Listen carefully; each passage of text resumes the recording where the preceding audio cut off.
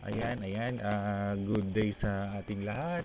So, nandito naman ulit tayo sa isang instructional video kung paano sasagutan ng inyong worksheets para sa week 3 at saka week 4. So, just a recap, no? Ang week 3 at saka week 4 ninyo ay tungkol sa lesson for arts. Specifically, ang title ko nito ay Modern and Contemporary Arts. So, ang week 3 po ninyo is all about Impressionism and Expressionism. Ang week 4 is all about Expressionism at yung ibang artworks ng modern contemporary arts katulad ng um, pop art, abstractionism, and uh, installation art, performance art. Yun po ang week 4 ninyo. So, this time i-explain ko sa inyo ng uh, kung paano sagutan ang worksheets ninyo for week 3 tsaka week 4. And sige, start na tayo with week 3, day 1. So, kung makikita nyo dito sa activity 1, sa ang kanyang title is Find Me. So, ang direction niya is match the elements and principles of arts in column A to its corresponding meaning in column B. So, this is a matching type na klase ng activity. So, ang gagawin nyo lang is hanapin yung meaning ng nasa column A mula sa column B. For example, elements of art. Hanapin nyo dito sa column B ang meaning ng elements of arts. Tapos, ang ilalagay lang ninyo ay yung letra ng sagot ninyo dito sa space bago ang number. Okay? So, itong provided na space dito bago ang number, doon nyo ilalagay ang letra ng inyong sagot. Okay? So, that is activity 1. So, you have 10 items for that. And activity number 2. Okay. So, activity number 2, ang title niya is What's Wrong With Me? So, the direction is spot the 5 incorrect. Okay? Pasensya na sa sa typo ng incorrect information. So, incorrect, we're looking for incorrect information about Impressionism. Impressionism artwork by checking the box before each statement. So, ang hahanapin nyo dito ay incorrect na information tungkol sa Impressionism. So, ibig sabihin, kung ano yung mga information dito na hindi tama. So, yun ang yun ang hahanapin nyo dito. Incorrect informations about Impressionism. Okay, so 5 lang po yan. So meron kayong dalawang activity para sa day 1. Find Me, tsaka What's Wrong With Me. For week 3, day 2, activity 1, ang title niya is Cross and Cross. Answer the crossword puzzle. So, alam niyo naman siguro kung paano sagutan ang crossword puzzle. Okay? So, nandito yung mismong puzzle niya. Tapos, yung clue ay nandito sa right side. Okay? So, ang across, numbers 1, 3, 6. Ang down is numbers 2, 4, 5, tsaka 7. Okay? So, yun. Crossword puzzle po, activity 1 para sa day 2. Ang activity 2 naman ay fill in the blanks. Okay? Complete the statement about the characteristics of Impressionism art by writing the missing words in the blank space. Okay? So, we have 5 items for activity number 2. So, hanapin nyo lang most probably or most of the time ay ang sagot niyo ay makikita sa module. Okay? So, this is all about the characteristic of Impressionism. Okay? So, hanapin nyo lang ang word na hinahanap sa bawat statement. Then, activity number 3, this is a enumeration. Okay?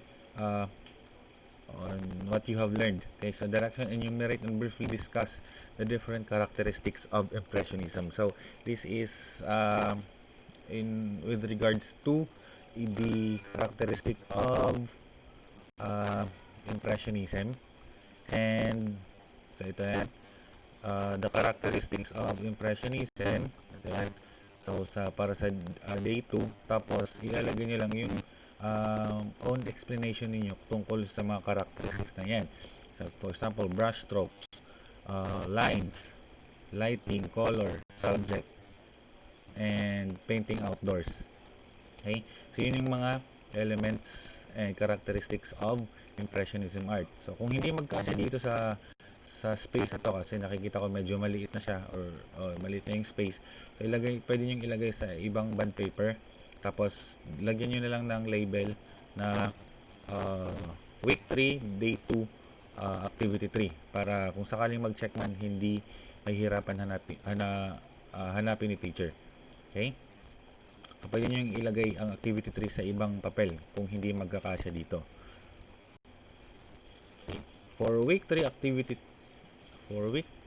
day 3, so meron kayong ilan ba to? 1, 2, 3, tatlong activity. Nga lang, di ko lang alam sa ano niyo kung activity 1 pa rin to, pero tuloy-tuloy yan.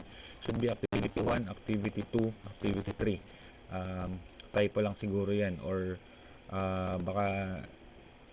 baka iba dyan sa worksheets ninyo, pero activity 1, activity 2 po inyo. Pwede itong palitan nyo na lang. So burahin nyo yung 1, tapos palitan nyo ng 2 para hindi tapos ito palitan nyo ng 3.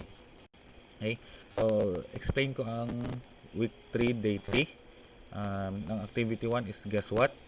So ang direction niya is identify the picture whether it is Impressionism or Expressionism art. Ito naman ay identify, ang choices lang ninyo is either Impressionism or Expressionism. Dalawa lang yan. So for example, number 1, anong klaseng art ba to? Impressionism or Expressionism?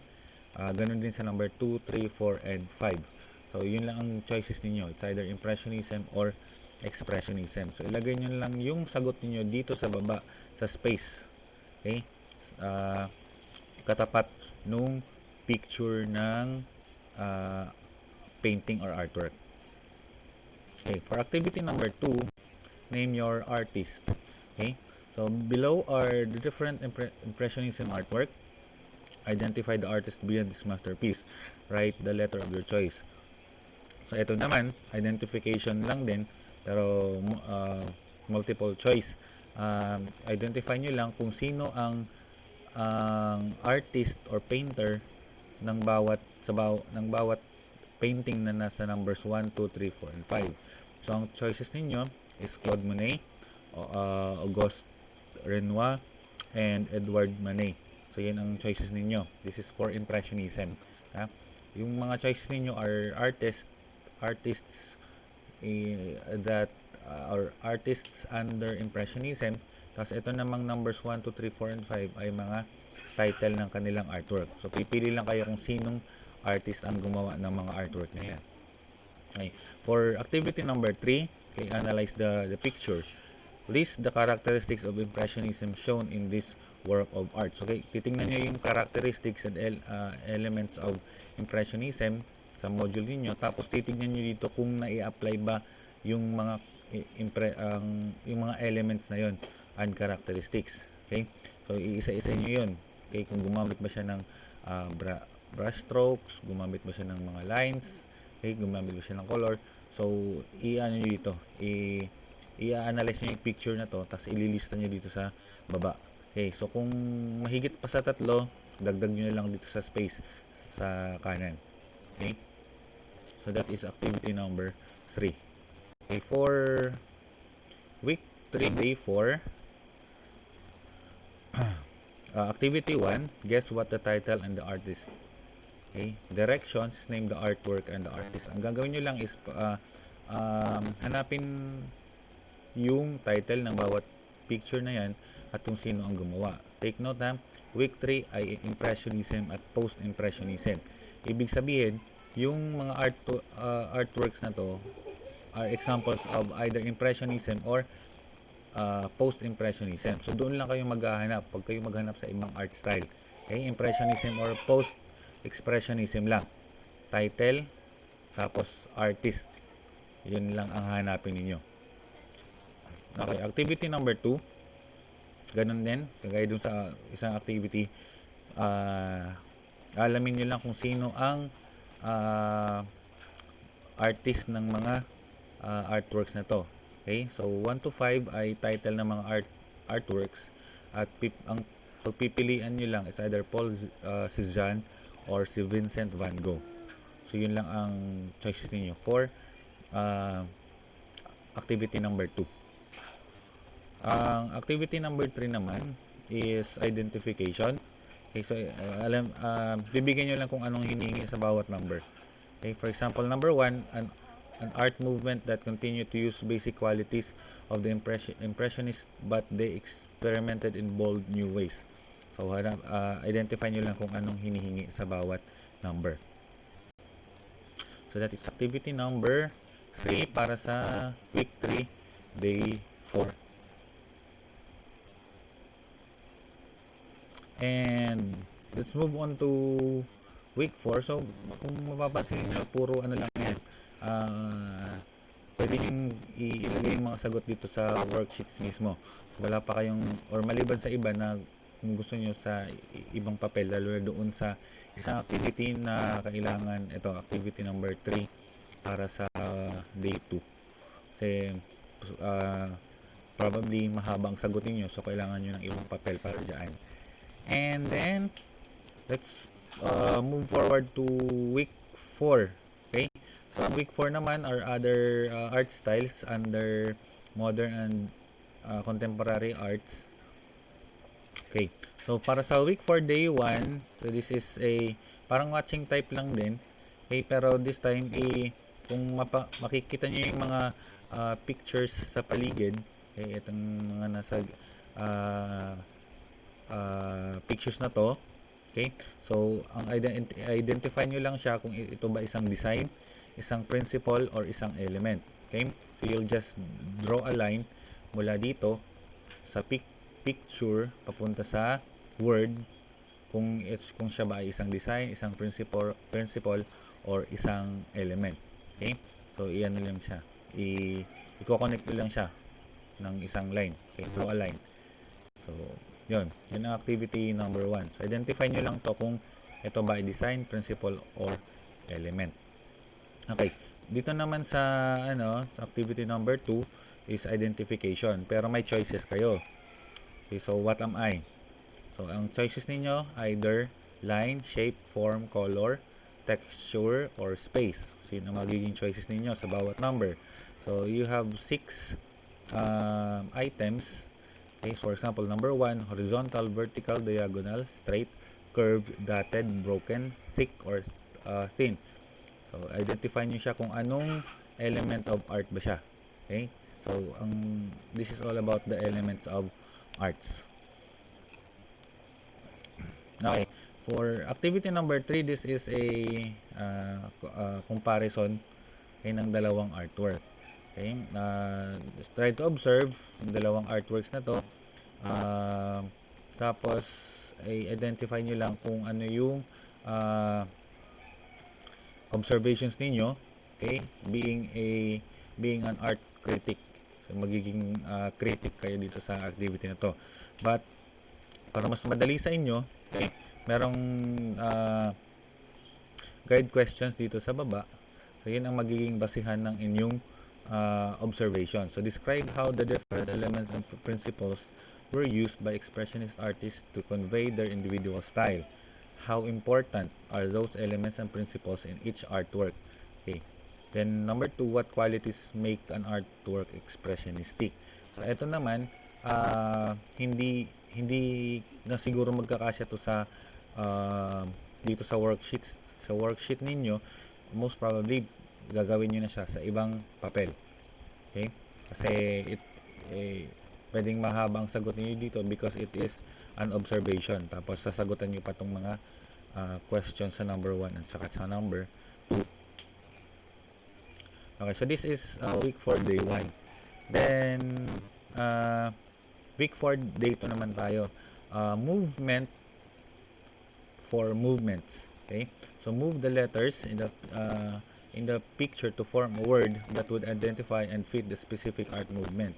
Okay, so makikita nyo dito, yung choices ninyo nandito sa baba. Itong mga naka-scramble na letters. So, yung mga letters na to denotes a specific art movement or art style. Okay? So, ang gagawin nyo lang is identify nyo yung bawat picture na to kung anong klaseng art movement to. Tapos, ano nyo lang, i-identify nyo lang dito sa mga choices ninyo. Okay? So, most probably, madali nang i-identify yung or i-rearrange yung mga letters na to. Tapos, identify nyo lang yung bawat artwork kung anong klaseng art movement ba siya. Example, yung pinakauna, the leftmost picture, anong klaseng art movement ba siya. Okay? So, nandito yung choices niyo sa baba. Nga lang, i-rearrange nyo pa siya. Tapos, activity number 2 naman is also a crossword puzzle. Okay? So, ito yung tsura ng crossword puzzle.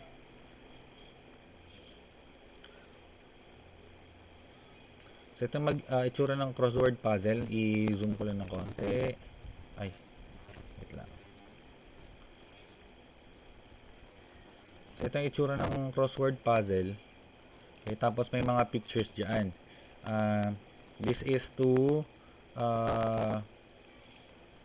give you clue kung ano yung hinihingi sa bawat number. So, ang clue ninyo ay nandito sa baba. Okay, ang across ay 3, 5, 6, 7. Ang down is 1, 2, at saka 4. So, kung medyo malabo sa worksheets ninyo, sige, ano ko lang to, i-post ko lang to ng medyo matagal. Okay, so yan makikita nyo dyan, mga pictures yan as your clue, additional clue, maliban lang doon sa clue na nasa baba.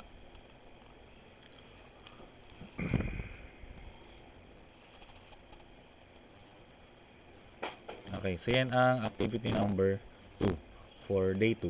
Okay, so we move to week 4, day 3. Okay, so activity 1, okay, ito naman, the same concept, identify nyo lang kung anong klaseng art style yung nasa picture. Okay, so is it pop art, is it action painting, is it color field painting, is it optical art, or is it conceptual art? So mag-ano lang kayo, ito yung magiging choices niyo nasa taas. Pop art, action painting, color field painting, optical art, or conceptual art. So identify nyo lang kung anong klaseng art yan. Okay, for activity number 2, the same naman dun sa ibang activity. This time, ano naman, ito, artist. Tapos identify nyo lang kung alin sa mga pictures na to ang kanilang artwork. Okay? For example, si Jackson Pollock, saan yung ano dito, yung artwork ni Jackson Pollock. Okay? So, ilagay nyo lang yung letter dito sa side after ng pangalan.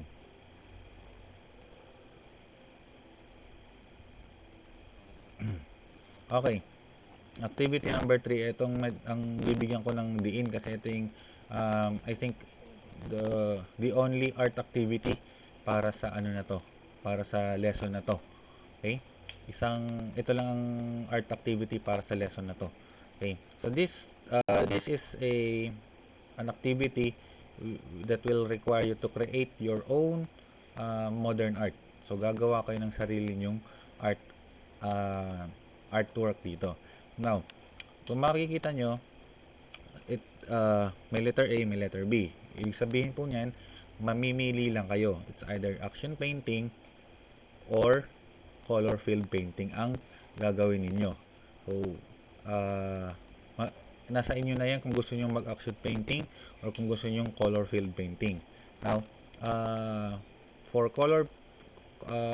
action painting, nandito yung ano niya, nandito yung materials niya. Okay? Pero hindi ibig sabihin na yan talaga ang susundin ninyo. Okay? Kung ano lang ang available na pwede ninyong magamit. and instead of a whole cartolina, so ang gagamitin lang ninyo ay isang long bond paper. Okay, wag ho kayong gagamit ng isang buong cartolina kasi medyo malaki 'yon. This activity is actually designed for group activity. So since individual lang naman, so ang gagamitin niyo lang ay uh, bond paper lang, ha? Long bond paper.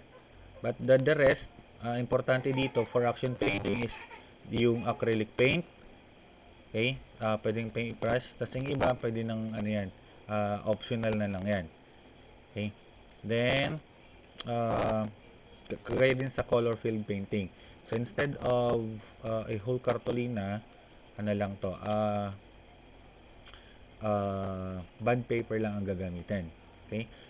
Acrylic paint or kahit ano namang sigurong ano, pwedeng pangkulay for color field painting. Yung action painting, wala ho kayong ibang coloring material kundi paints lang kasi it's a painting.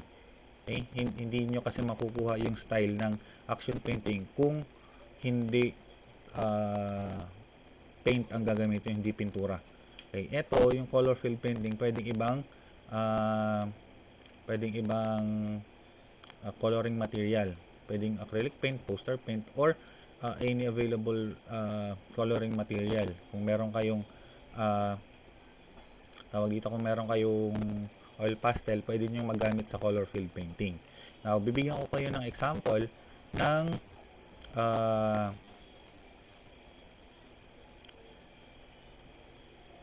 action painting and color field painting. Okay, punta lang ako sa YouTube.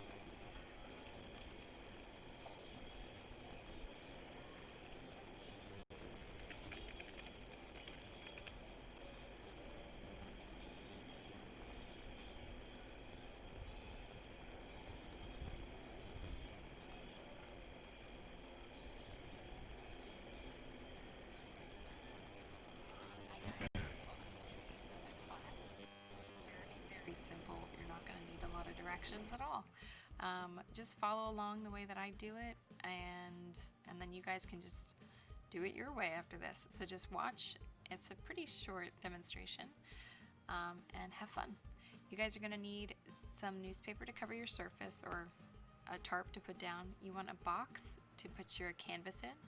You'll need your canvas, your paints, your paintbrush, and I would get 2 cups of water for your paint. One is to pour water into the paints and the other is to wash your brush. What I am doing right now is adding a tiny bit of water to my paint until it drips onto the canvas. If it's not watery enough, it won't drip, and if it's too watery, it won't keep its paint consistency. So there's kind of this happy middle where you just want to test it on the canvas. You don't want it to be too watery. So you just add a little bit of water, test it, and then if it's the right consistency, you're good to go. So I tested it out with this one, but then I went and mixed each color after that to prepare. You want to mix it until all the clumps are totally mixed in. The paint should be one consistency, so you don't want it to be lumpy. You want to mix until it's all one consistency and a little bit drippy. Try adding a little bit of water, mix it, look at it, see if it drips when you tap it. If it doesn't drip when you tap it on the lid, add a little bit more water, mix, and then try it again. See if when you tap it on the lid, on the ledge, if it drips. Once all your paints are ready to go, make sure you pick colors that you like, that you're gonna wanna play with. You don't have to use all your colors. I chose 5 colors. That's actually brown, not black. And then I tried different types of drip techniques, like Jackson Pollock, who we are kind of basing this off of. The number 1 rule is don't touch your brush to the canvas. It's all about action. You can even put a song on, you can listen to something that gets you into a movement of some sort.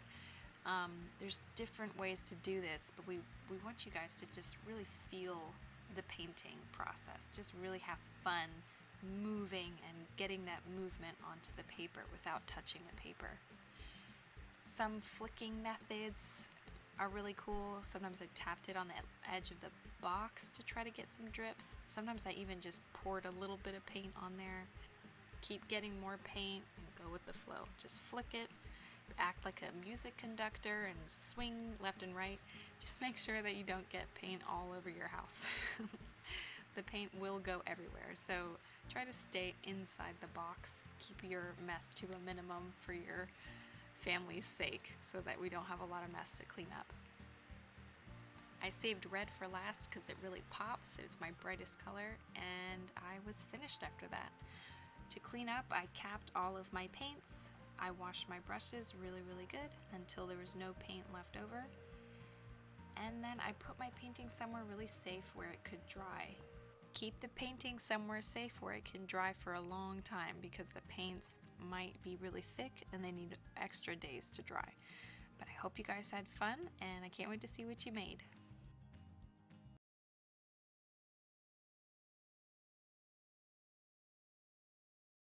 Okay, so yan ay ang isang example ng kung paano gumawa ng action painting. So nakita niyo naman yung process.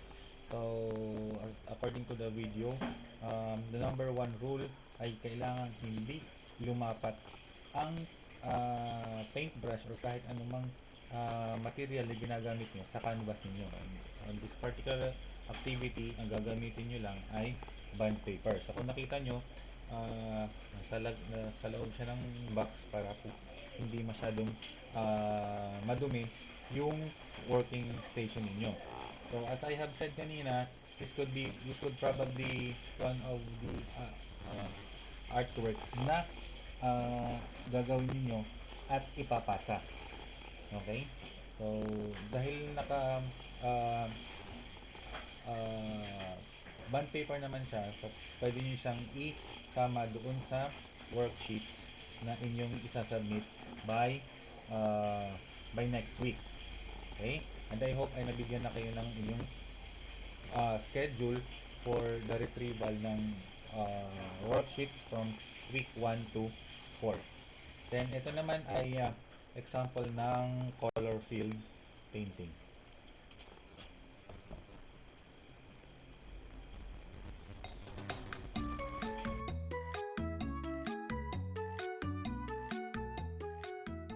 Hi, I'm Jennifer Von Stein, and today I'm going to talk to you and show you how to create a color field painting using the Atelier Interactive Professional Artist Acrylics. One of 2/3 down onto my surface. So I'm just using just some straight paint, and I'm going to just put down,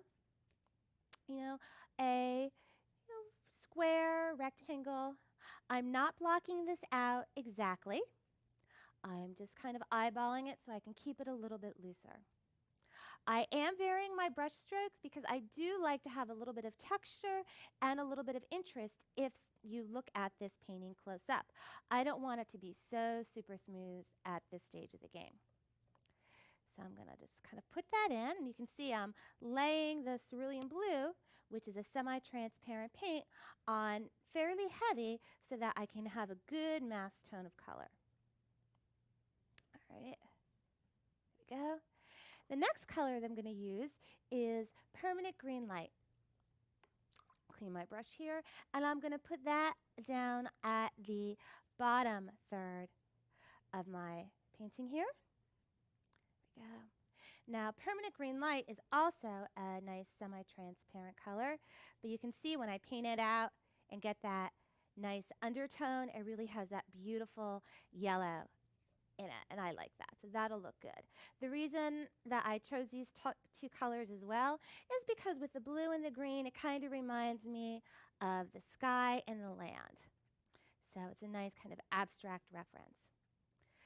So here, I want these two edges to blend. And so I'm just going to just kind of go back and forth. And when I start to feel my interactive paint get tacky, that's a sign for me just to give it a little bit of moisture. And I'm using my water sprayer. And that's going to make the paint just go back to that nice creamy consistency. So I'm able to have that nice smooth transition. I don't want any harsh edges right now in this painting. Go, clean my brush off a little bit, and then I'm going to add some more permanent green light onto here. There we go. Build that color up. Now the next thing I'm going to want to do is that I'm going to want to maybe add another strip of color, something to signify the sun. So I'm going to use some of my transparent yellow, which is a full transparent color. Because my paint right now is still wet, I'm going to either set this aside, or in this case, I'm going to use my favorite studio tool, which is a hair dryer, to dry this real quick so I can overpaint. Because if I put wet paint right now onto wet paint, I'd obviously get into a blending situation, and that's not what I want to do. So I'm going to step back and dry this, and then I'll go on to the next step. Okay, I've dried my painting and I've added just a little strip of transparent yellow. But I don't think it's quite enough, so I'm going to just put some more on top of it. And there we go. Got that on in here so that it can kind of symbolize the sun. Now, one of the things that I had mentioned that I liked about Rothko's work was the way that he was able to make those edges because you can rehydrate the paint and control the edges. So I'm going to spray just a little bit. And as you can tell, my painting is definitely touch dry on the top where I didn't spray. But here where I made it moist again, you can see that it's definitely has opened back up. So I'm going to take a little bit of this transparent yellow off, and look how easily that was able to blend. And that's just amazing. And that's something that can't be done with other acrylics.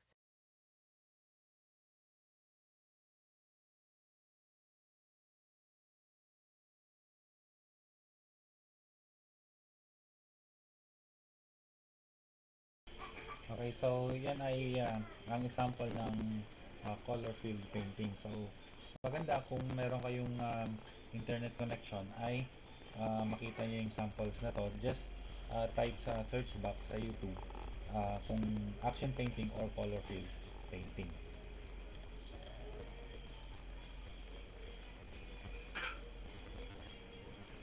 Okay, week 4, day 4. For activity number 1, ang title is Guess What? Ito naman ay alamin nyo lang kung isa ba siyang installation art or performance art. So dalawa lang din ang choices ninyo. Installation or performance performance art. So yung dalawa lang ang choices ninyo. Then merong processing question sa baba. What is the distinct characteristic of installation art and performance art? So, ano yung pinaka-distinct or pinaka-main characteristic ng installation at saka ng performance art. So, dito nyo ilagay yung sagot sa space dito. Okay. Then, for activity number 2, para sa week 4, day 4, so ito naman ay installation art. Okay? So this is an artwork, create an artwork, and this time you're going to create an installation art. Now, since installation art uses live materials, so most probably hindi nyo siya maipapasa or wala kayong maipapasa sa akin kung hindi picture lang or video kung habang ginagawa nyo yung installation art. Okay, magbigay ako ng example.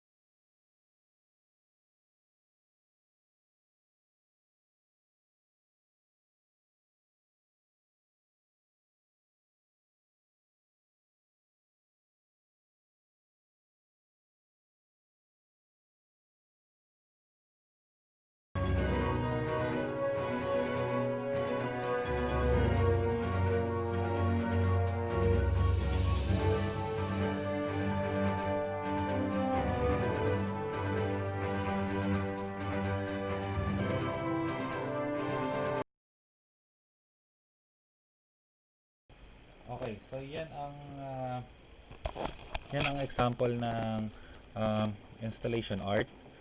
Ah, Basically, pag sinabi na kasi natin installation art, gumagamit ang materials ninyo ay uh, anything that you can see in your surrounding, okay, mga bagay na pwede nyo magamit, then or recycled materials, then you are going to assemble those material to construct your installation. So bubuuhin nyo lang yung mga gamit nyo, for example books, glasses, ball pen, kung ano man yan, tapos ibubuuin nyo siya into a planned figure. Sa tingin nyo kung may plano kayo kung anong itsura na magiging installation ninyo, then since uh, hindi nyo or personally hindi ko makikita yung paggawa ninyo, or hindi nyo naman talaga siya maipapasa, so ang magiging requirement dito for activity number 2 is it's either a picture of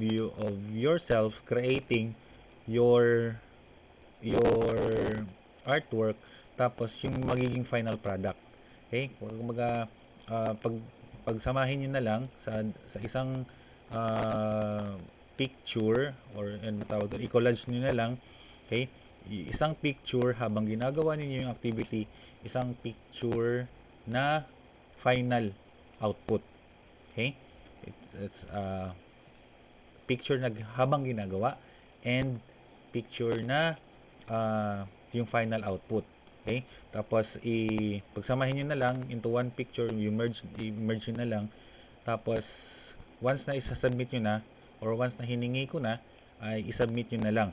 Para doon sa uh, mga sa, sa sa section ko para sa online class, alam niyo na ipapasa to sa Google Classroom. Then for those who are on a modular distant learning na uh, modality ang pinili, ay ipasa ninyo on a schedule na ibibigay ko sa inyo. It's either doon sa group chat ninyo sa Facebook. Okay? So magsiset ako ng schedule para ipasa nyo kaagad sa akin sa GC at ma-check ko kaagad. So walang magpapasa hanggat wala akong sinasabing pagpasa. Okay? Same as activity number 3. Sa activity number 3 naman is a performance art. This time, it will be a video. So wala kayong ibang ipapasa dito kundi video. Take note 1 minute lang po. So you will create a 1 minute video presentation ng kahit anong performance art. It could be a dance, it could be a pantomime, it could be a dramatization, okay? Or kahit anong acts na may kinalaman sa gestures or movements. So meron na kayong idea kung ano pwede nyo gawin. Pwedeng dance, pwedeng pantomime, or pwedeng dramatization. Take note 1 minute lang po. Okay? So, you will record your video presentation, then isa-submit nyo sa akin yung sa mga nasa online class again sa Google Classroom. Para dun sa mga modular ay magsiset ako ng date para ipasa yung dalawang activity na to. Okay? So, itong dalawang activity na to, activity number 2 saka activity number 3, ay ipapasa nyo sa akin virtually or sa online. Okay? Pwedeng sa GC nga para sa modular, at Google Classroom para doon sa mga nasa online class. Okay? Then for activity number 3, actually may rubric na gagamitin. So ito 'yon, content, time, pacing, posture and choreography and clarity. 'Yun ang criteria. Tapos ito ang magiging scores. Okay? It's either 5 kung excellent, 3 kung proficient, 1 kung kailangan pa ng improvement. Okay? Then after doing the activity, ito na yung pinaka-final task para sa week 4 is to answer the questions. How these two art forms could serve us.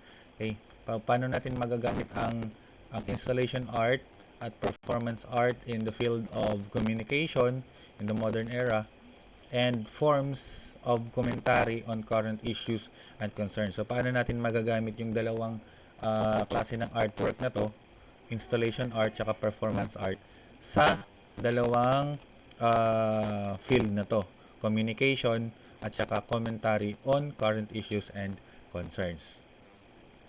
Okay?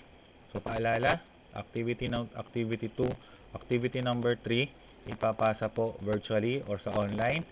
Then, activity number 3 para sa day 3, ito ay hard copy. Ibig sabihin, kasama ito sa ipapasa nyo sa mga worksheets ninyo next week. Okay? Since ito ay bond paper naman ang material ninyo. Again para dito sa activity na to, activity number 3, mamimili lang kayo. It's either action painting or color filled painting. And I hope na explain ko sa inyo ng maigi yung kung paano sasagutan yung activities para sa week 3 tsaka sa week 4. And kung may mga concerns pa, please feel free to ask your questions sa group chats natin. And that would be all for this video. Salamat po sa pakikinig.